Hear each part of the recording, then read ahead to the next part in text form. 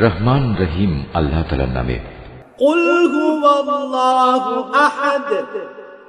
হে মুহাম্মদ সাল্লাল্লাহু আলাইহি ওয়াসাল্লাম, তুমি বলো, তিনি আল্লাহ, তিনি এক, একক। আল্লাহুস সামাদ। তিনি কারোই মুখাপেক্ষী নন। লাম ইয়ালিদ ওয়া লাম ইউলাদ। তার থেকে কেউ জন্ম নেয়নি, তিনিও কারো থেকে জন্মগ্রহণ করেননি। ওয়া লাম ইয়াকুল লাহু কুফুওয়ান আহাদ। আর তার সমতুল্য দ্বিতীয় কেউই নেই।